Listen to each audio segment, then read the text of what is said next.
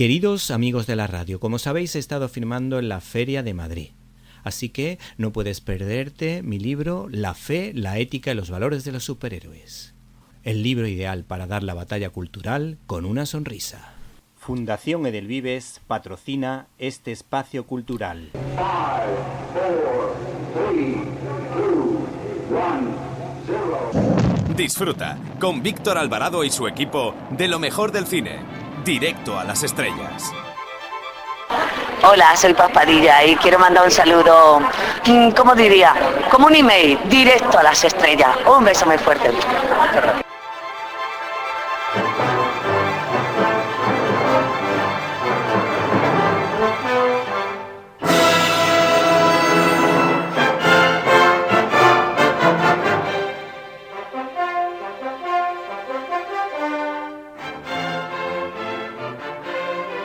Los que disfrutan con el noir sórdido están de enhorabuena porque el cómic en cuestión anda entre la película Misty River de Clint Eastwood, la serie True Detectives y las novelas de Alan Smith, autor entre otras de la novela Perro Malo. Nos estamos refiriendo al cómic Daredevil Redención, quizá uno de los más oscuros y más adultos de nuestro querido Diablo Escarlata, creado por Bill Everett y Stan Lee en 1964. Se trata de una gran historia donde la trama dramática es bastante superior a la de la acción, por lo que Matt Murdock tendrá bastante más peso que su alter ego Daredevil. Estamos ante un cómic sobre juicios muy bien trabajado en el que se mantiene la intriga hasta el final. Los diálogos se sustentan en un sólido guión de David Haim, al que no le falta ningún detalle a la hora de retratar, entre comillas, a la América profunda estadounidense, pero en sentido negativo. En otras ocasiones hemos hablado de historias donde la América profunda está retratada en un sentido más positivo, en donde se ve, por ejemplo,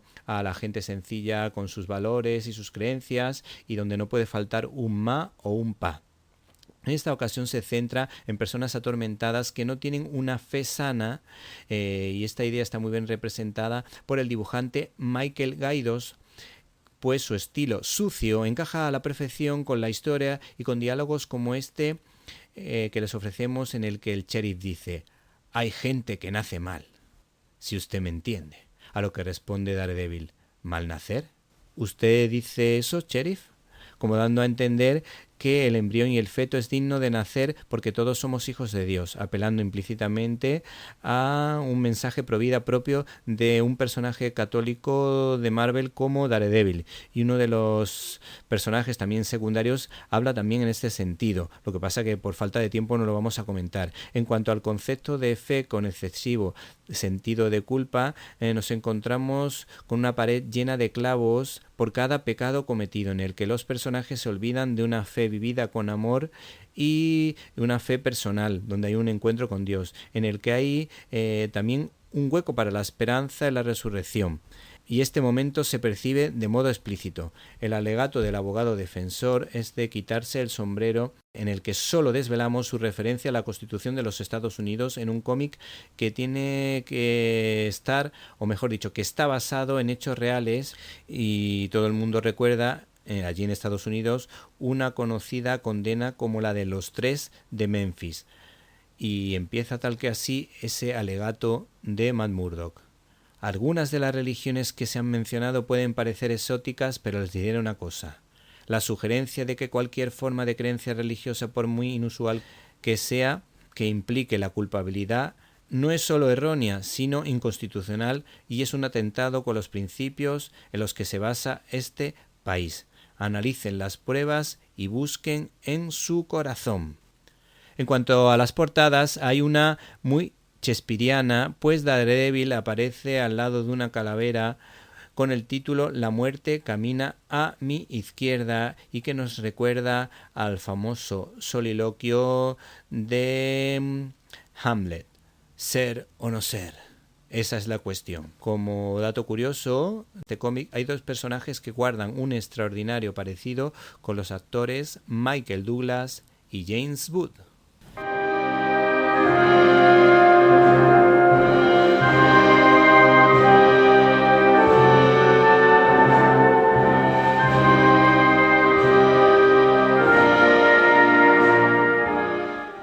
Bienvenidos a una nueva edición de Directo a las Estrellas. tu programa de cine. Y en una semana marcada por las declaraciones de Pilar López de Ayala al Mundo, nosotros vamos a centrarnos en hablarles de los estrenos de esta semana, pero sí queremos comentar sus declaraciones en este periódico. Pues esta mujer cuenta que cuando cumplió 35 años dejaron de llamarle para el cine. Y reconoce que te olviden forma parte de la vida de una actriz. Hay que decir que esta mujer tiene la suerte de volver en esta ocasión a la pantalla grande gracias al director Javier Rebollo, que le ha dado bastante protagonismo en La Alcoba del Sultán. Y ahora, si les parece, vamos a hablar de los estrenos de esta semana, empezando lógicamente por la película Wick, que es un musical de Broadway llevado al cine. También se estrena Raqqa, una película española sobre terrorismo islámico que está realmente bien, al menos a priori. Y por otra parte también se estrenan películas tan interesantes como Camboya 1978 sobre el genocidio comunista de Pol Pot y El Ángelus, la fascinación de Dalí. Y por supuesto, en Críticas en un Minuto hablaremos de dos películas que nos han gustado mucho esta semana: Max y yo, sobre San Maximiliano Kolbe, y por supuesto Gladiator 2, que a mi juicio supera a la primera. Y por supuesto, no pueden perderse la entrevista que tendremos con José Luis Panero, que nos va a hablar de Alfred Hitchcock y la violencia, el maestro del suspense.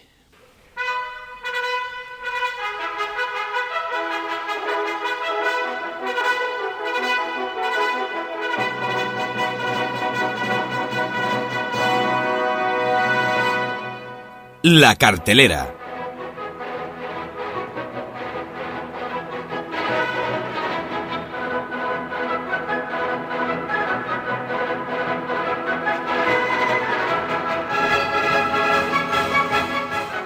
Señoras y señores, ladies and gentlemen, preparen el bol de palomitas porque se estrena Wick. Wick es un musical de Broadway que ha tenido muchísimo éxito y que ha recibido nada más y nada menos que 19 premios Tony, y fue estrenado en 2003. No obstante, el director de esta producción, John M. Chu, ha intentado que esta historia sea muy cinematográfica, pero que aún así conserve totalmente muchas de las canciones de este exitoso musical. Está basado también en una novela de Gregory Maguire. John M. Chu es un activista en favor de la comunidad asiática y por tanto estas declaraciones van a servir para que ustedes puedan pensar y reflexionar por dónde van los tiros de este señor a la hora de contar esta historia.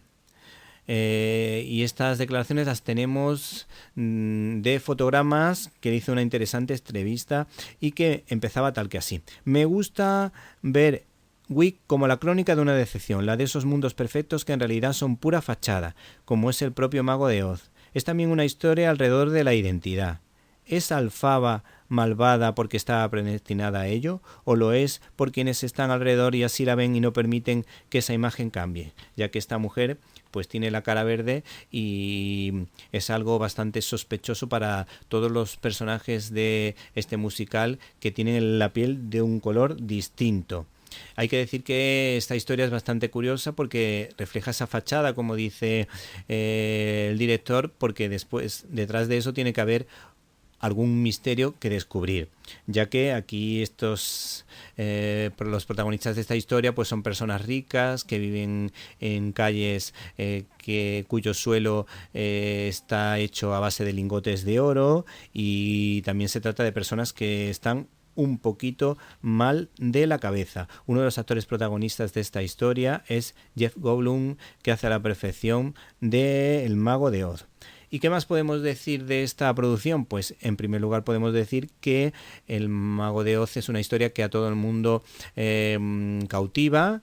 Tiene muchísimo éxito porque él tuvo una grandísima película de 1939 que la han repetido hasta la saciedad, de Victor Fleming, y que contó con la presencia de una gran actriz que lo hizo muy bien y que de la que todos recordamos su famoso Over the Rainbow, y que claro estuvo respaldada por esos 3 personajes, ese león cobarde, ese espantapájaros sin cerebro y ese hombre de hojalata con el corazón más duro que la piedra.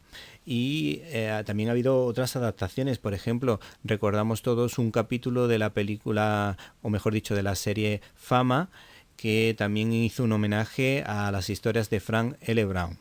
Y por último hay un musical bastante curioso dirigido por Sidney Lumet, que estaba protagonizado por nada más y nada menos que Diana Ross, Michael Jackson y Richard Pryor, que no tuvo muchísimo éxito, pero a lo mejor visto ahora pues puede resultar más o menos entretenido. ¿Y qué es lo único que nos chirría de esta historia?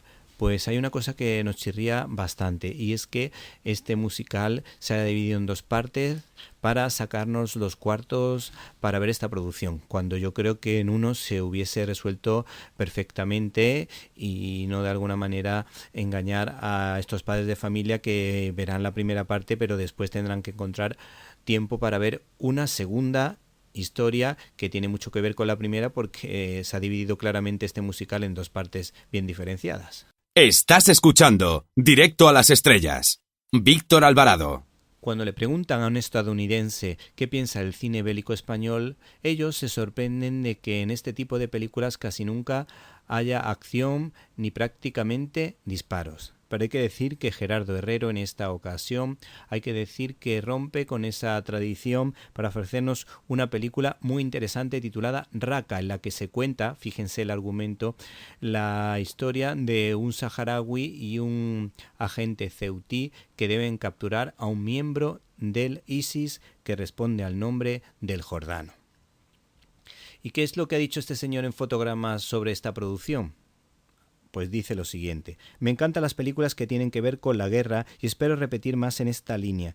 Le adelanto que preparo una cinta situada en España, en la España de 1920, con el desastre de Anual y una trama que es por entero bélica. Es un director que desde luego está muy relacionado con este tipo de producciones, pues lo recordamos por Territorio Comanche, basada en una novela de Pérez Reverte, y por la película Silencio en la nieve, que tiene que ver con esta temática. Además, este señor ganó el Oscar como productor del Secreto de sus ojos, esa magnífica película argentina que es una auténtica joya y que estaba protagonizada por Soledad Villamil y Ricardo Darín, y que merece muchísimo la pena.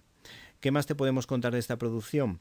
Pues te podemos contar anécdotas y curiosidades que tienen mucho que ver con ella. Por ejemplo, el protagonista de esta historia es Alberto Morte y hizo un esfuerzo impresionante por aprenderse los diálogos en árabe. Y para eso uno de los actores del reparto pues le ayudó a poderlo lograr.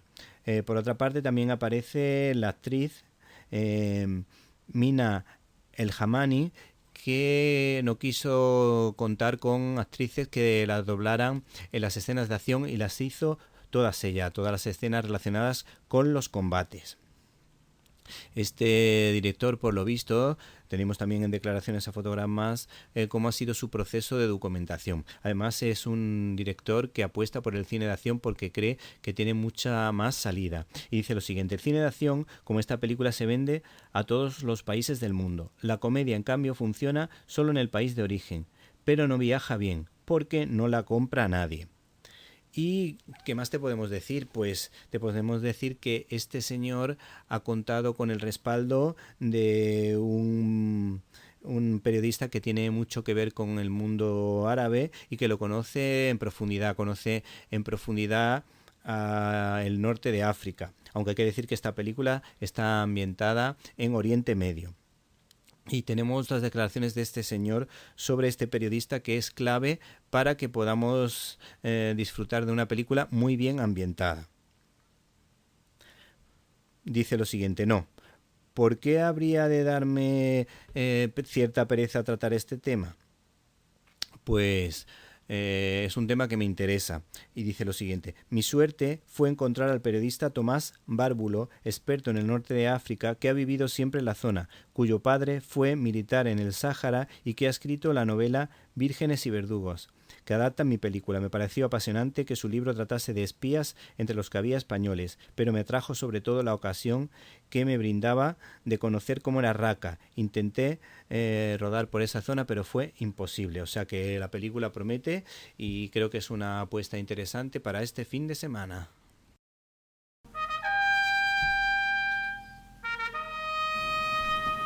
Abrimos nuestro canal habitual de comunicación invitándoles a que entren en Facebook con el nombre Víctor Alvarado _Directo a las Estrellas. Esperamos su comentario.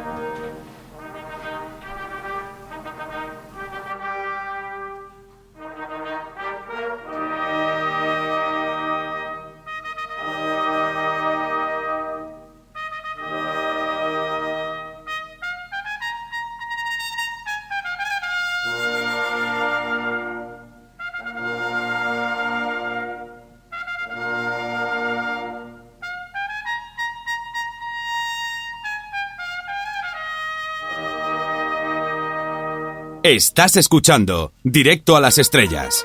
Víctor Alvarado.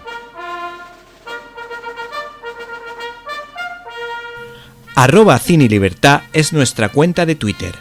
Para escuchar tus agudos comentarios te esperamos en @CineLibertad.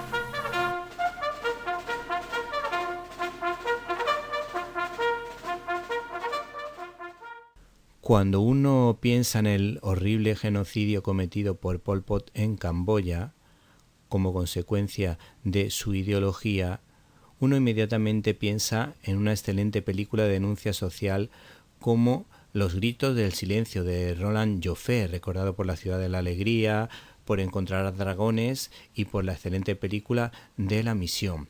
Además, todo el mundo recuerda ese impresionante diálogo que de alguna manera define cómo fueron los crímenes cometidos por ese malvado señor de corte comunista, de ideología comunista.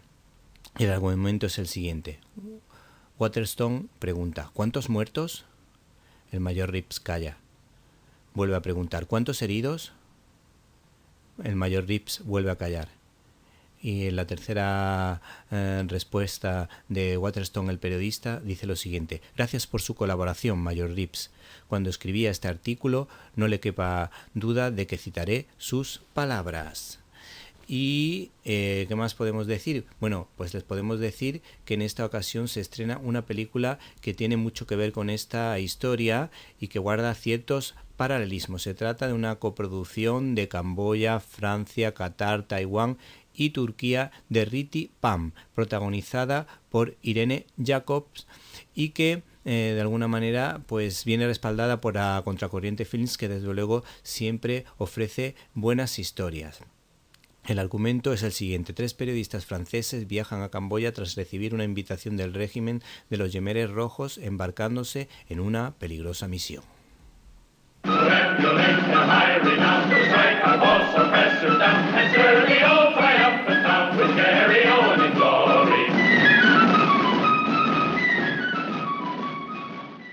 Finalmente te informamos brevemente de 2 películas que también nos han llamado la atención. Indudablemente hay que prestar atención a una cinta de animación japonesa del director Usman Riad.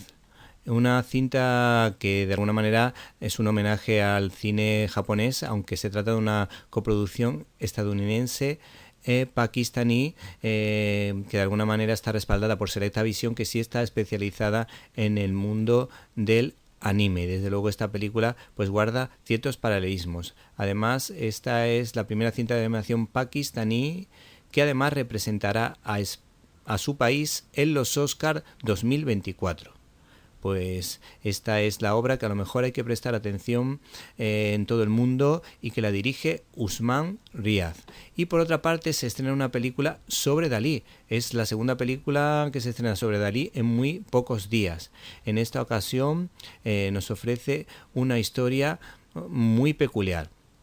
De alguna manera tiene que ver con su forma de ver el mundo y que está dirigida por Jean-Franc Chasaronet y que de alguna manera nos habla del famoso Angelus de Milet, que tiene escondido un gran secreto que no todo el mundo sabe y que en esta ocasión y en nuestro programa hablamos de él. Bueno, en esta ocasión hay que decir que la trama gira en torno a una fiesta sorpresa de cumpleaños para un amigo cercano, un happening lleno de cisnes, bailarinas y la música de Rimsky-Korsakov. Durante los preparativos, Dalí recibe la visita de un periodista interesado en uno de los episodios más enigmáticos de su vida, la reaparición de un tratado que el pintor escribió más de 20 años atrás y que desapareció durante su ida tras la invasión nazi en Francia. Este film revela a un Dalí literario, investigador y visionario, como autor del fascinante ensayo El mito trágico del Angelus de Milet. Abrimos nuestro canal habitual de comunicación invitándoles a que entren en Facebook con el nombre Víctor Alvarado, _Directo a las Estrellas. Esperamos su comentario.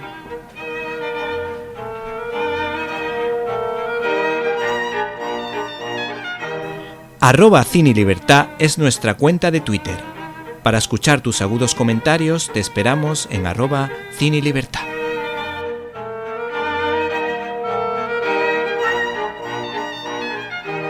Críticas en un minuto. Estás escuchando Directo a las Estrellas. Víctor Alvarado. Queridos amigos de la radio, como sabéis he estado firmando en la Feria de Madrid, así que no puedes perderte mi libro La fe, la ética y los valores de los superhéroes. El libro ideal para dar la batalla cultural con una sonrisa. Fundación Edelvives patrocina este espacio cultural. Y como viene siendo habitual en nuestra sección de críticas en un minuto, saludamos del modo habitual. Hola amigos y oyentes amigos de la radio. En esta ocasión desde el canal de iVox Cine y Libertad, al que nos gustaría que te suscribieras o nos apoyases económicamente si lo consideras oportuno, vamos a hablar de Gladiator 2 versus Max y yo. El género del peplum ha dado grandes tardes de gloria tanto en pantalla grande como en pantalla pequeña, ofreciéndonos títulos tan conocidos como Ben-Hur, La túnica sagrada, El coloso de Rodas, Jasón y los argonautas, Espartaco o la más reciente 300 sobre los espartanos, que guiados por el rey Leónidas se enfrentaron al ejército persa en la batalla de las Termópilas. El caso es que Ridley Scott se enfunda el traje de centurión para dirigir la secuela de la exitosa Gladiator, protagonizada por el lusitano, el extremeño de Trujillo, Russell Crowe, cambiando el reparto en esta ocasión. Este elenco lo encabeza el dúo de la Cal, formado por Paul Mescal y Pedro Pascal, al que acompañan Denzel Washington y la danesa Connie Nielsen. El cineasta británico es un realizador de campanillas recordado por Black Hawk Derribado, Blade Runner o Alien, pero también por películas de corte histórico bien ambientadas y bien documentadas hasta cierto punto, pero no con las mejores fuentes, ya que a veces está influenciado por la leyenda negra en contra de España o por las novelas de Walter Scott, que son maravillosas aunque no siempre busquen la verdad histórica. Algunos críticos de cine dicen que el nivel de esta producción es inferior. En mi modesta opinión, esta cinta me parece más redonda, pues con el pozo del anterior film se ha contado una historia más sólida bajo el amparo de Máximo Décimo Meridio y su lema Fuerza y Honor. El argumento gira en torno a un númida llamado Jano que se convierte en gladiador tras ser derrotado en la batalla con la obsesión de enfrentarse al general Acacio. A pesar de los chirriantes anacronismos, pues algunos gestos y conversaciones parecen impropios para la época, la película en su conjunto es muy entretenida. El realizador guarda el equilibrio necesario entre drama, acción e intriga. Las batallas, como siempre, en Scott están magníficamente rodadas y por lo visto en pocas tomas, a un ritmo endiablado, tanto en las escenas más dinámicas como en las más estáticas. La interpretación de Pedro Pascal y la de Connie Nielsen están a la altura de grandes actores, al igual que la química que se forma entre esta y Paul Mescal. El valor de la maternidad queda patente en una emocionante escena mostrado como el más potente de los amores terrenos. Por otra parte, todos sabemos que en Roma se practicaba una religión politeísta. Sin embargo, esa madre se acerca a la trascendencia con mayúsculas cuando hace referencia a su padre Marco Aurelio, como pidiéndole ayuda, pues parece ser el referente moral de ese periodo histórico, como ha resaltado el escritor español Santiago Posteguillo en una de sus novelas históricas. Finalmente, el valor del matrimonio como la unión de una sola carne queda patente en el primer tramo del largometraje. De alguna manera se hace referencia al perdón y a la importancia de, cuando los gobernantes están al borde del delirio, la necesidad de dar un paso adelante para enfrentarse a la tiranía, pues el emperador Caracalla, que existió en la realidad, llegó incluso a nombrar a un animal, un mono, como cónsul del Imperio Romano, olvidándose de los sufrimientos de los ciudadanos más desfavorecidos, lo que va en contra de la búsqueda del bien común y de la actitud de servicio que debía ser la bandera de todos los políticos. La segunda apuesta potente esta semana es Max y yo, que se estrena tanto en España como en Hispanoamérica, de manera simultánea. Es la tercera notable producción sobre la vida de San Maximiliano Kolbe, el inolvidable santo que se intercambió por un prisionero y padre de familia en Auschwitz, salvándole la vida y sacrificando la suya en honor a la frase de Jesús que decía que no hay nada más grande que el que da la vida por sus amigos. Esta cinta, Max y yo, es una coproducción mexicana-estadounidense y está dirigida por Donovan Cook. Y además viene avalada por el productor de Cristiada y Guadalupe, Pablo José Barroso, que también produjo la cinta de animación El Gran Milagro, que tiene que ver con esta productora, que ha mejorado mucho en calidad, ofreciendo en este caso una cinta de animación que mejora a la anterior, es decir, al Gran Milagro, pero claro, no tiene el poderío económico de Disney y DreamWorks. Esta sería la única pega, pues esta historia está muy bien y además está compensada con un guión muy bueno de Bruce Morris, que ha sido guionista de Hércules y de Pocahontas, ambas del Disney cuando Disney era Disney. Max y yo conjuga pasado y presente, omitiendo con elipsis las escenas más escabrosas del nazismo para que esta historia pueda ser disfrutada en familia, en la que destacan valores como el esfuerzo, la amistad, el noviazgo cristiano de respeto a la mujer, la fe en Dios y la confianza en María como fuente de felicidad y consuelo que actúa de modo milagroso. En un religioso como Maximiliano Kolbe, que aceptó las dos coronas, la de la gloria y la del martirio. Un hombre superinteligente, con grandes valores y bondad, políglota, inventor, creador, periodista de fe. No se pierdan esta historia de sonrisas y lágrimas de gran belleza, ideal para ver en familia. Si te gustó este comentario, quizá podrías recomendarle nuestro canal de iVoox Cine Libertad a un amigo. Te lo agradeceríamos con toda el alma.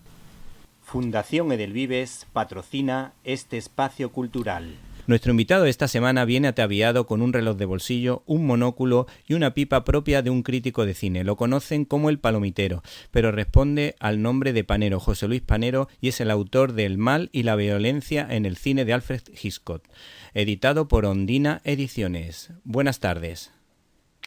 Muy buenas tardes, Víctor. Bueno, es una alegría encontrarnos con un amigo de las ondas radiofónicas y sabemos que eres miembro de la Academia de las Artes Escénicas de España. ¿Cómo un periodista se mete actor o cómo un actor se convierte en periodista? Eso me he preguntado yo muchas veces. ¿Qué he hecho yo para merecer esto? Pues al final yo creo que uno tiene que estar rodeado de las cosas que le gustan y que le interesan. Y a mí la cultura me gusta y me interesa. Entonces intento crear una red de afluentes que son como vasos comunicantes, que se conectan unos por aquí y por allá. Entonces, escribir siempre ha sido mi pasión. Entonces dije, bueno, estudiar periodismo, estudiar comunicación, digamos, estudiar más relacionado con el cine. Pero a su vez yo no había perdido mi faceta de actor, que empecé con 16 años. Entonces, al final se ha ido todo integrando poco a poco hasta que al final, con la experiencia teatral, cinematográfica y periodística, digo, esto hay que darle salida por algún lado y qué mejor oportunidad que plasmarlo en este libro, por ejemplo, en el libro del mal y la violencia en el cine de Hitchcock, con la aportación que puedo hacer con esa mirada de crítico que hace teatro y puede valorar lo que ocurre en la pantalla, tanto también experiencia de actor de teatro como de cine. Al presentarte hemos mencionado tu sobrenombre, el Palomitero, porque tiene un blog en la COPE.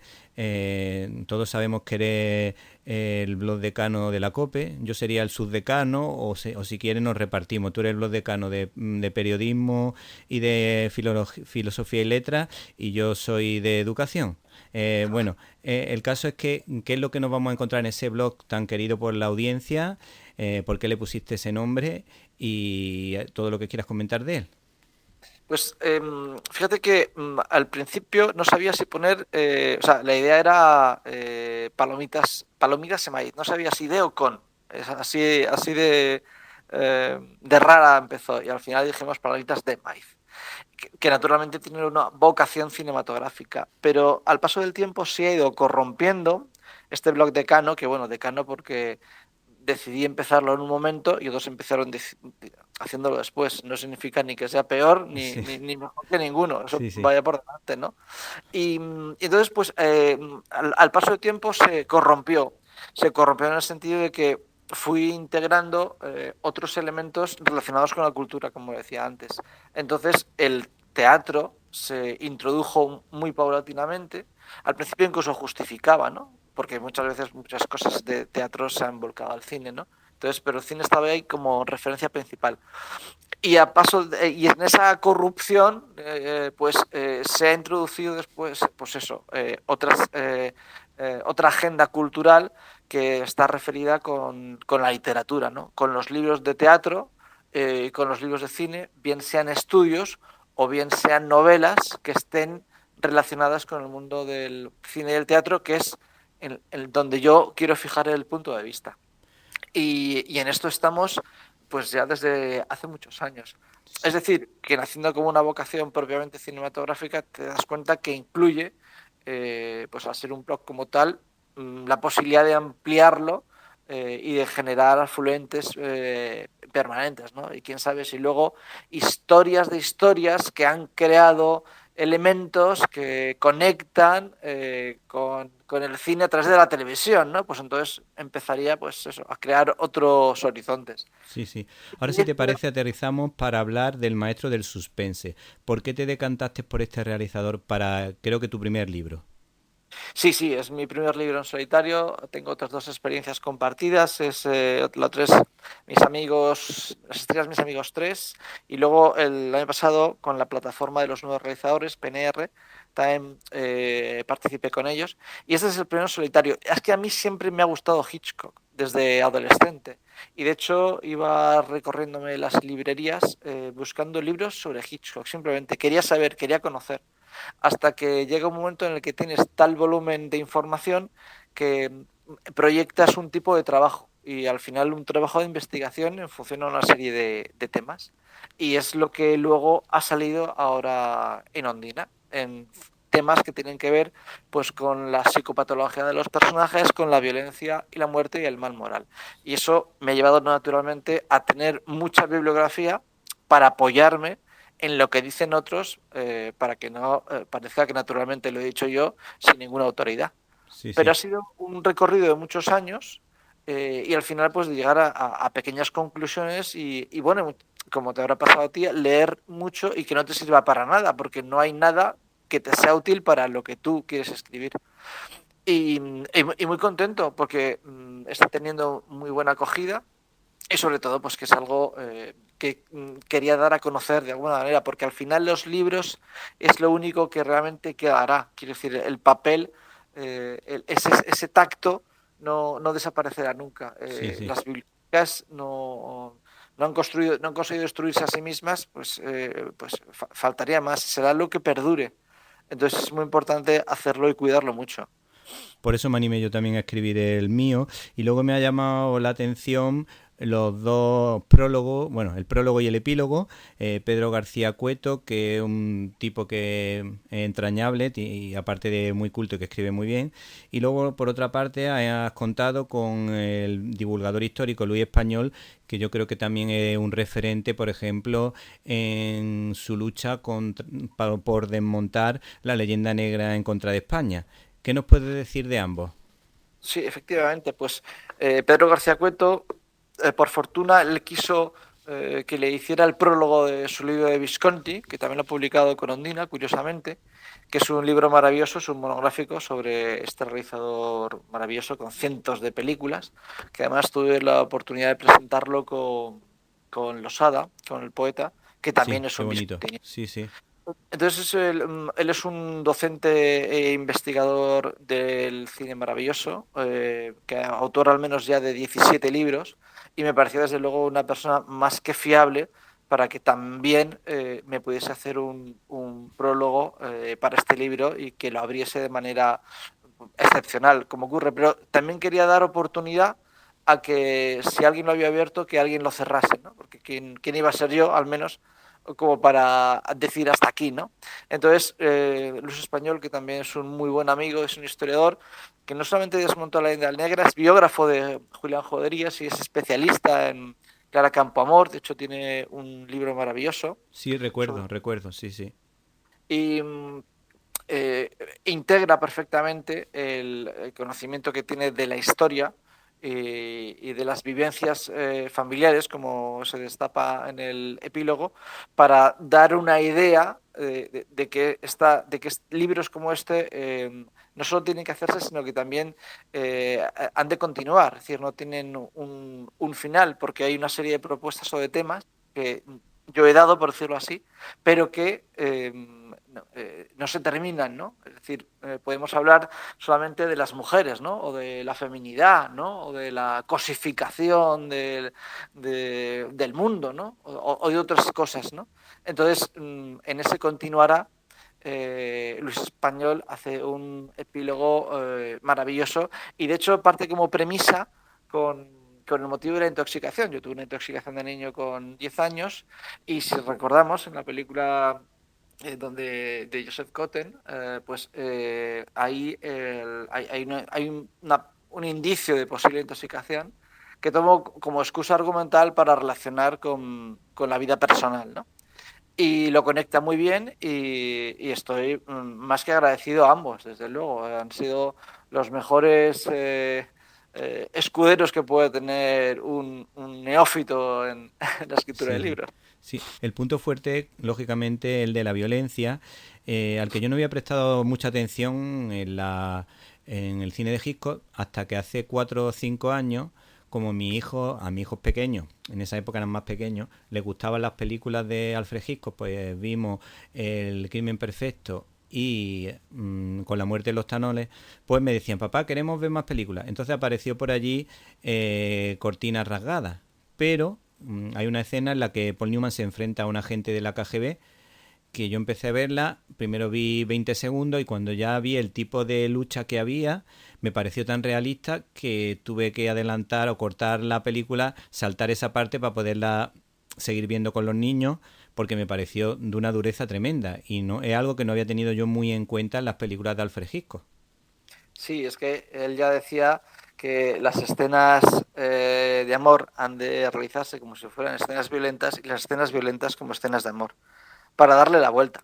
Pero también entiendo que cuando hay niños pequeños, pues la violencia en Hitchcock hay que tener mucho cuidado con ella. En el Sí, sí. famoso documental ese de 78-52, que se describe al detalle, porque es un monográfico sobre psicosis, cómo se ve la cuchillada, ¿no? Que parece que penetra en el cuerpo de la actriz que está propiamente desnuda en la bañera y lo que no ocurre, lo que pasa es que está rodada al revés.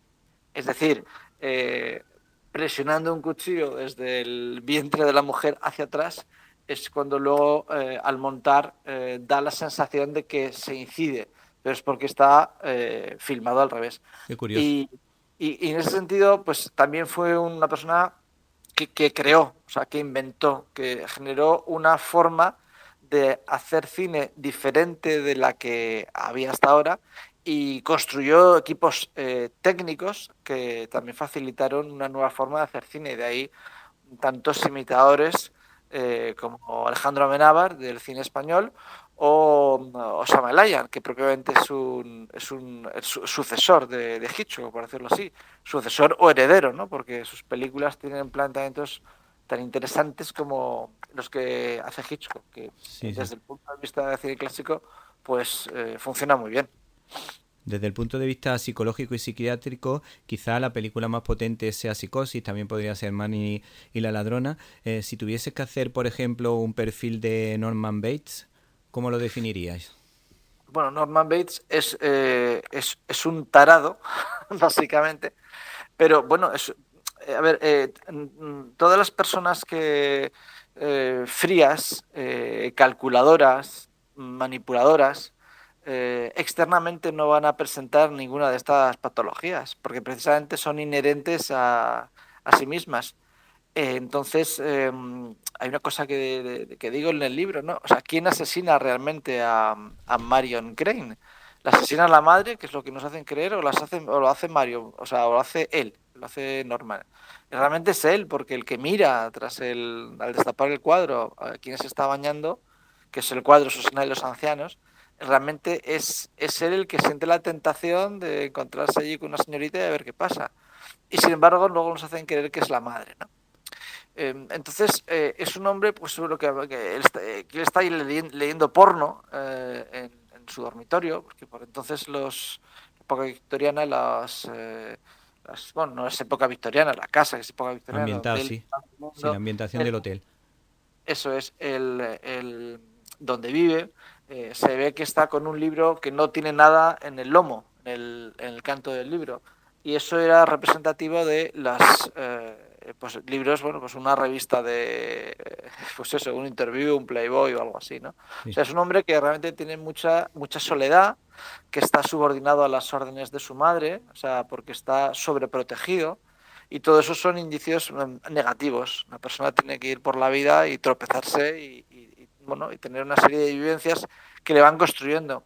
Entonces, esta persona, pues, no digamos que puede haber también, ahí nos explica si es un brote puntual o hereditario, porque también pudiese ser, pero es un hombre que efectivamente está enfermo porque lo hace todo con total normalidad, porque para él es normal. De hecho, al final la cinta es lo que dice, ¿no? Él dice, si había una mosca por aquí y ni siquiera la ha intentado matar, pues es que aquí no hay ninguna voluntad de hacer el mal, o sea, él mismo se cree una propia mentira. O sea, que es uno de los mejores personajes que se pueden crear en torno a la concepción del mal. Sí. Porque realmente es el gran malvado. Hay otros extraños en un tren, pues el intercambio de muertes que uno ve que se lo toma a broma y el otro se lo toma en serio, Robert Walker, el actor, y realmente ahí sí ves desde el principio que él va de frente y que se lo va a cargar. Sí. O Crimen Perfecto, esos son personajes, sin embargo Norman Bates es un personaje que aparentemente parece que no y sí, o sea, es el que más despista. Sí. Y el que consigue pues más efecto. Además, una época en la que Hitchcock ya era un poquito mayor, ya había estrenado Vértigo, ya había estrenado Con la muerte en los talones, El hombre que sabía demasiado, y claro, y sin embargo hizo con esa novelita pues una película maravillosa y que sigue siendo objeto de estudio pues en muchos sitios y lo seguirá siendo siempre porque habrá momentos que se nos sigan escapando todos por muy vista que la tengamos. Siempre habrá detalles que pasan desapercibidos, precisamente por la genialidad del propio Hitchcock. Sí. Otra de las claves siempre en el cine de Hitchcock es la ambigüedad, y Cary Grant, que era un actor extraordinario, supo crear un personaje a sí mismo, porque en muchas películas parece que hace del mismo o de su personaje, y entonces la ambigüedad en Cary Grant está muy conseguida. Entonces, ¿qué destacarías tú de ese actor y sobre todo el tema de la ambigüedad en las películas de Alfred Hitchcock, que yo creo que también son claves? Porque, por ejemplo, Cary Grant, si la memoria no me falla, aparecía en la película Rebecca y nunca se sabe si realmente era una buena o una mala persona o era un manipulador que sabía nadar y guardar la ropa. Bueno, Cary Grant, no sé si sería propiamente ambigüedad, tanto como disimular las acciones. En todas las que aparece como gentleman, donde está ocultando su identidad en Encadenados, por ejemplo. Sí. Y como la está mostrando, por el contrario, Con la muerte en los talones. O sea, yo creo que va más de camuflar una forma de ser, más que de mostrarse ambiguo. Pero eso no quiere decir que haya este rasgo que tú destacas y que a mí me parece muy interesante y que se podría analizar más profundamente más adelante. Y luego, bueno, en Rebecca es Laurence Olivier, seguramente el actor al que te refieres, porque ahí Cary Grant no está, pero es una película Es que, maravillosa. ¿sabes lo que pasa? Te lo estaba diciendo, pensando mentalmente. Digo, Cary Grant en esa película no me suena, pero como sé que Cary Grant muestra mucho la ambigüedad en las películas de Alfred Hitchcock, pues inmediatamente me viene automáticamente la imagen de Cary Grant. Aunque me digas Laurence Olivier, que seguro que lo es, y seguro que lo he visto, en mi mente está que es Cary Grant, por lo menos para Rebecca. Sí, es además, Rebeca, una película maravillosa, que precisamente la primera señora de Winter es la gran ausente, pero la que tiene más presencia, porque se está recurriendo permanentemente a ella durante toda la película. Y luego llega la segunda señora de Winter, que es la gran Joan Fontaine, la que lo hace todo mal por indicación de una perversa ama de llaves, que es la señora Danvers, Judith Anderson, que luego la vimos en el año 1956 en Los 10 Mandamientos, que hace de la protectora o tutora de la madre adoptiva de Moisés, por decirlo así. Y que ahí hacía un papel maravilloso en los dos lugares. En Rebeca, sobre todo por los rituales mórbidos y sensualizados. No sé si te estás moviendo, se está perdiendo el audio. No, perdón, no me estaba moviendo. Puede ser las ondas, los duendes de internet. Sí. No estaba. No sé si se me sigue escuchando Sí, bien. al final se ha perdido unos 15 segundos. Estabas comentando. Bueno, pues no sé en qué parte de Rebeca, yo creo que estaba centrado en ella. Sí, estaba centrado en ella, sí. Pues hablando de que la gran protagonista, Carolina de Winter, es la gran ausente, porque muchas veces conocemos más de los personajes por lo que se dice de ellos que por lo que ellos son. Y en este caso, ella es, pero no está. Y luego la señora de Winter, que es con la que se casa el personaje que hace Maxine de Winter, que es el Laurence Olivier, pues lo hace Joan Fontaine de modo maravilloso, pero siempre provocada por las acciones de la señora Danvers, que se llama Llaves, que hace la maravillosa Judith Anderson, que luego vimos en el año 56 en Los 10 Mandamientos, que es una actriz maravillosa, porque demostró estar en dos registros muy distintos y que sabe envejecer y sabe hacer papeles. De hecho, en Rebeca se la supone muerta, pero no se la ve morir, que también esta es otra de las pequeñas incógnitas, que por mucho que digan, pues eso queda sepultada bajo unas vigas que arden y ahí se queda la novela.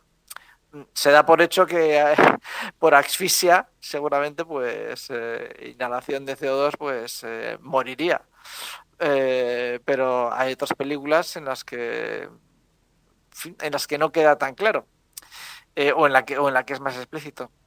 Luego una pregunta que te quería hacer, no sé si has podido estudiar un poco cómo era la relación de Alfred Hitchcock con su mujer, pero es verdad que a las mujeres que aparecen en sus películas las viste a su gusto. Podemos recordar, por ejemplo, a Kim Novak en Vértigo vestida de blanco, que es espectacular. Tenemos, por ejemplo, a Tippi Hedren, que creo que salían dos películas suyas, Los pájaros y en Manny la ladrona. ¿Cómo crees tú que era la relación de Alfred Hitchcock con su mujer y por qué le hacía pasar esos sufrimientos a las actrices que participaban en sus películas? Bueno, yo creo que lo segundo es más una leyenda. Lo que pasa es que Tippi Hedren lo manifestó en Los pájaros porque es la madre de Melanie Griffith y por ahí no se ha llegado. No creo que hubiese como tal algo así. O sea, él era perverso para hacer cine, no para hacer daño a sus chicas, por decirlo Sí, así. Se disgustó naturalmente con Grace Kelly cuando le dijo que se iba a casar con Reñero. sí. Bueno, pues que tiene una vida personal que le puede más que su vida profesional hasta el momento, ¿no? Y con Alma Reville, ella revisaba todos sus guiones. Ella era o sea, sin ella, realmente Hitchcock no hubiese sido lo grande que es. Eso para empezar. No solamente revisora, sino sugería ideas y, entre otras, precisamente, cuando le dijo, bueno, me gusta la escena de la ducha, quiero hacer esta película, y digo, la voy a asesinar en los primeros 15 minutos. Y le dijo, no, a la mitad. Porque de hecho es una película que es anticlímax. Nos vamos fidelizando con Marion Crane y la matan. Entonces, ahora que esto como sigue. Nunca antes se había explorado de modo tan claro una cuestión así. Es Sí. decir, que Y siga otro personaje y tal. Entonces, es un apoyo constante. Lo que pasa es que era una mujer pues que estaba en un segundo plano y que sabía que la notoriedad la tenía él, pero una mujer de carácter autoritaria, porque si no tampoco esa relación no hubiese funcionado. pero hubo infidelidades por parte de Alfred Hitchcock. Que se sepa, no. Ah, bueno, ya. Otra cosa es que hablemos del tema que dicen tanto de las rubias. Bueno, pues yo digo lo mismo de las morenas. Está Joan Fontaine, Diana Baker, la propia Alma Reville. Lo que pasa es que, bueno, había una predilección porque a lo mejor en su casa, por decirlo así, de modo llano, no había una rubia y a lo mejor pues, las buscaba más despampanantes, como Janet Leigh o como pues, otras bellezas rubias Sí, sí. que también resultaban siempre más exuberantes, que era también lo que se va más en Norteamérica. Pero no creo que él pues, o sea, se sintía incómodo, pero que no ha trascendido esa violencia que él podía imprimir. Si hablan de pues eso, pues que enfadaba con Tippi Hedren, Los pájaros, no sé qué, me parece más fruto de una leyenda y que está bien porque eso alimenta a Hitchcock y el cine que hace Hitchcock, pero no creo que le conviniese a él, desde luego, estropear la vida de las actrices precisamente porque algunas las saca del anonimato y a otras las eleva, como elevó la calidad muy mediocre de muchas de sus novelas, porque casi eran, pues eso, textos de supermercado. Sí, sí. Entonces, Ya casi para terminar, me quedan un par de preguntillas. En principio, para hablar un poco del catolicismo de Hitchcock, hay que decir que habría que centrarse en la película Yo Confieso. No sé si en 30 segundos me puedes dar las claves de Yo Confieso, en un minutillo. A ver qué nos bueno, puedes decir al respecto. pues que es una de mis películas preferidas y que se trata precisamente el mal y la moralidad de un modo excelente, donde al final la figura del sacerdote queda incólume porque al final, aunque hagamos spoiler, el que confiesa el asesinato, que es Otto Keller, a cuestión de guardar silencio, el papel que hace Montgomery Clift, que es el que hace el sacerdote, y de que sea él el que al final, pues viéndose abandonado a su situación, sea el que el que revele lo que ha ocurrido, ¿no? Pero Sí, durante el acto propio de la confesión, él sí le dice yo soy el asesino y usted no lo puede decir porque es cura. Pero al final no hay nada perfecto, ya lo demostró que es imperfecto. Y aquí igualmente, los dos están fenomenal, o sea, este actor como el que interpreta Otto Keller, sí. así como la mujer que interviene, ¿no? Y con el conflicto final, siempre los grandes escenarios que le gustan a Hitchcock. Y es una película que es muy recomendable por este tipo de cosas, para ver cómo está tratada la figura del sacerdote, es Sí, decir, sí. con respeto, Sí, sí. como otras que no lo están. Eso es. Y ya por último, si te parece, vamos a hacer entre tú y yo un ranking de las mejores películas, los mejores trabajos de Alfred Hitchcock. Y yo te voy a decir mi lista, y tú dices la tuya y ya comentamos lo que queramos. Yo tengo Con la muerte de los talones, Vértigo, Los pájaros, La ventana indiscreta y El crimen perfecto. Y por supuesto, la serie de televisión de Alfred Hitchcock Presenta, porque mi hermana y yo la veíamos de adolescentes y pasábamos mucho más miedo que en cualquier película de terror que hayamos visto en el cine o en cualquier lugar, porque era siempre inquietante, no, lo siguiente. Bueno, lo que ocurre con esa serie de televisión es que la presentaba, pero los guiones de dirección no son suyos. Pero era el reclamo. Sí. Claro, el reclamo, pues todo el mundo lo...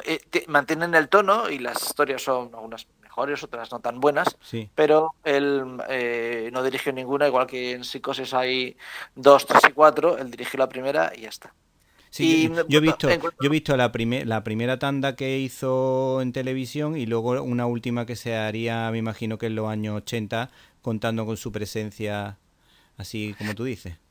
Sí, cuando él sabía que más o menos ya estaba la televisión muy más o menos institucionalizada, como Frenesí desde el 76, y de ahí cogerle para... De hecho, él hacía unos making-ofs muy interesantes de sus películas para proyectarlas en los cines. De hecho, a veces son casi spoilers. Yo creo que se arriesgaba demasiado. Sí. Y bueno, en cuanto al ranking, pues yo pongo en primer lugar a Vértigo, pongo después al Hombre que sabía demasiado, luego a Encadenados, luego Con la muerte en los talones y luego a Psicosis. Pero también es cierto que de las 53 películas de su filmografía y de las 23 que examino en el libro, es muy difícil sacar 5 tan comunes, ¿no? Sí.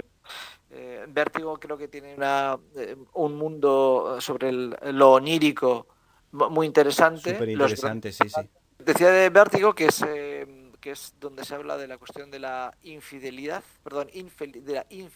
de los personajes, los grandes escenarios, las dobles parejas. Luego, El hombre que sabía demasiado. Muchas veces pensamos que vamos por la vida de vacaciones tranquilos, como le ocurre a la familia protagonista, y luego nos vemos envueltos en un escándalo de Estado. Encadenados me parece la mejor historia del cine en clave romántica. Esta sí, Cary Grant, aquí sí sale Cary Grant. Efectivamente, sí. Aquí Cary Grant además tiene un papel maravilloso y no creo que haya historia romántica mejor, no solamente de Hitchcock, sino de la historia del cine, al menos para mí. Y Con la muerte en los talones, me parece trepidante todas las cosas que ocurren, cómo parece que va a terminar y enlaza con otra historia y luego enlaza con otra historia y luego pues acaba como tiene que acabar, o sea, acaba bien, ¿no? Que muchas veces he echado de menos que una película acabe mal y que el malo gane, por decirlo así, porque no todo el mundo no siempre tiene que haber happy ends, ¿no? Sí. Pero también es cierto que hay una época en la historia del cine que todo tenía que acabar bien. Entonces, cuando empezaron a verse estas cosas, pues a mí me alegraban bastante, la verdad. Y Psicosis, pues efectivamente, no acaba bien para el protagonista, pero sobre todo porque luego al espectador se le desvelan todas las claves de lo que ha ocurrido en la película, que eso, el guión desde luego está muy bien hecho. Sí. Y sobre todo porque reúne una cantidad de recursos cinematográficos muy interesantes, que tiene como el centro la famosa escena de la ducha, pero igual que las referencias a la historia del arte, como Susana y los ancianos, que es el cuadro bíblico que él destapa, que es en el office donde él se encuentra, después está la mirilla y ahí detrás está el baño. Y así una serie de pequeños pasos que son muy interesantes. O sea, es lo que es, digo yo, mirar sin ver, ¿no? Sí. O sea, que reúne y mucho, o sea, podéis sintetizarse mucho, le quedaban solamente, o sea, no muchos años de vida, todo el potencial del cine, a pesar de que luego hizo cosas interesantes. Los pájaros son del 63. Sí. Pero yo creo que el cenit está en Psicosis. Bueno, pues nos ha encantado tu presencia en los micrófonos de este programa Directo a la Estrella. Nos ha encantado tu libro El mal y la violencia en el cine de Alfred Hitchcock, de Ondina Ediciones. Muchísimas gracias. Muchas gracias a Víctor y enhorabuena. Muchas gracias. Bueno, llegó el momento de la despedida. Pero antes quiero agradecer el trabajo a todo el equipo de Directo a las Estrellas. Un abrazo para Antonio, Irene, Guadalupe, Jaime, Carlos y Javier, si los que hubiese sido imposible realizar este programa. Espero que usted, y también usted, o tal vez tú hayas pasado un rato entretenido. Recibe un cordial saludo de Víctor Alvarado y hasta la semana que viene.